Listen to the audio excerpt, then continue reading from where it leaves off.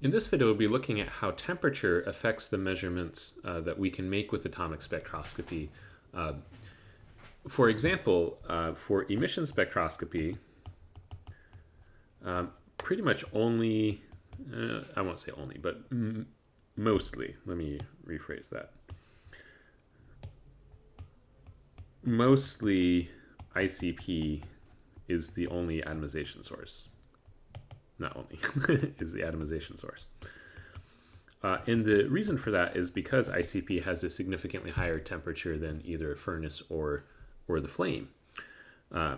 And let's look into why that is and how this matters for the measurements that we're doing. And so when we're doing these absorption or emission experiments, what we're looking at are we're measuring relative populations of molecules in different energy levels, or I should say of atoms in energy levels.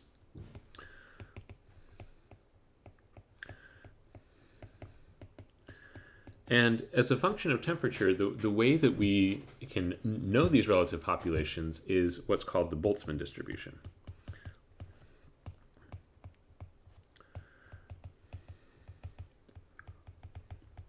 And this tells us how the relative populations of energy levels depends on temperature, and it's given by this equation. N star over N naught is equal to G star over G naught times e to the minus delta E over kB T. Now, let's go through what all these mean.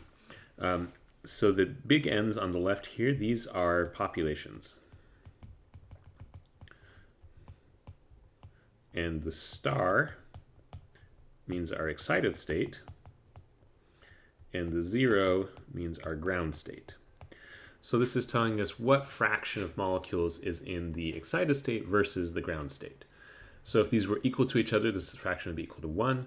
It's usually not. Maybe you get something like 5% or something like that, right? So what compared to the ground state, how many are in the excited state? The G's here, these are the degeneracy of the states.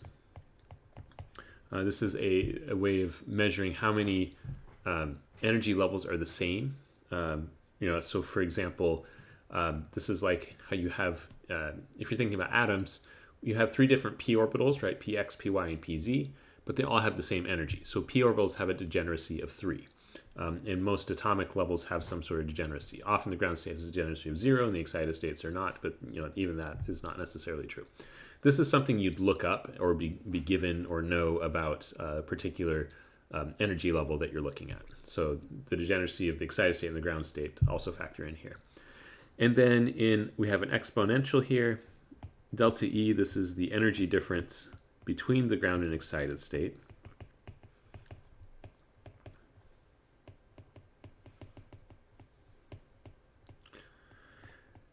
And then in the bottom here, we have the Boltzmann constant, Kb.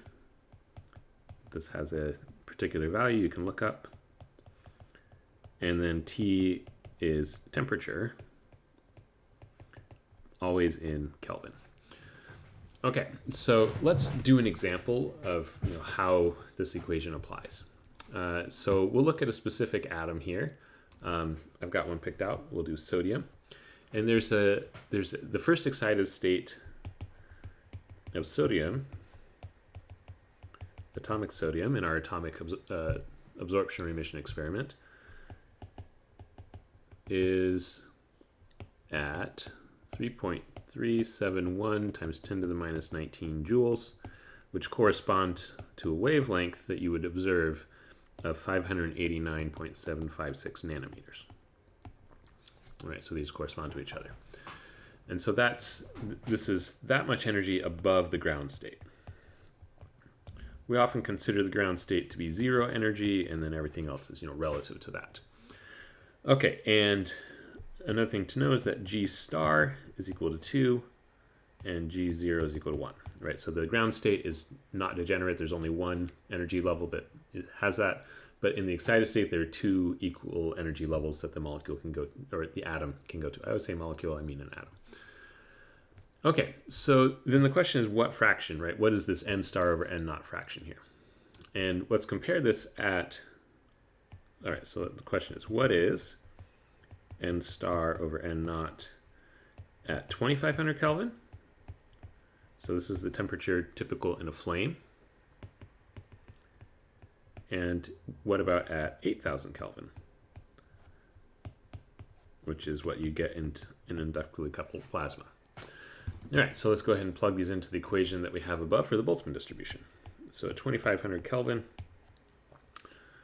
we get n star over n naught is equal to 2 over 1, that's our degeneracy, exponential negative 3.371 times 10 to the minus 19th joules. That's the energy difference we were given for this. The Boltzmann constant we can look up. It is equal to 1.381 times 10 to the minus 23 joules per Kelvin. And then we put in our temperature in Kelvin, 2500 Kelvin. Right, and if we solve that, plug that into our calculator, we get 1.15 times 10 to the minus 4. So that means that we have, in comparison from the excited state to the ground state, there's 1.15 times 10 to the minus 4 atom. For every atom in the ground state, there's only 1 times 10 to the minus 4 atoms in the excited state. Or another way of putting it, you'd have to have like 10 to the 4th, 10,000 atoms. For every 10,000 atoms in the ground state, you have 1 in the excited state, something like that. Okay, so not very many atoms in the excited state, but enough, some that you could see emissions. So let's compare this.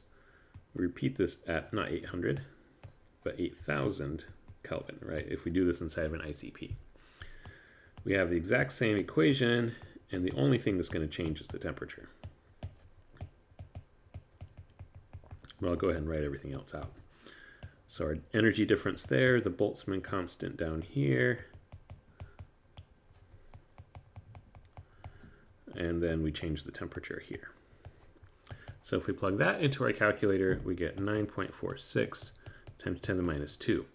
So this is a very significant difference. Basically, not difference.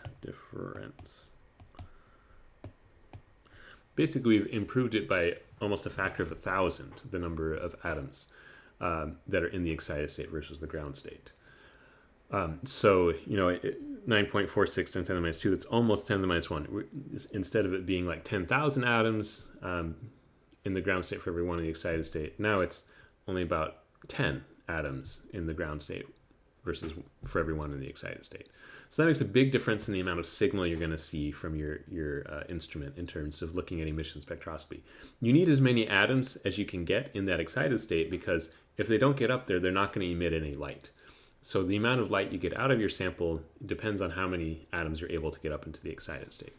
So ICP allows you to get significantly more atoms into that excited state. We'll follow this up with one more calculation in the next video, looking at this temperature effect and how differences in temperature affect absorption spectroscopy versus emission spectroscopy.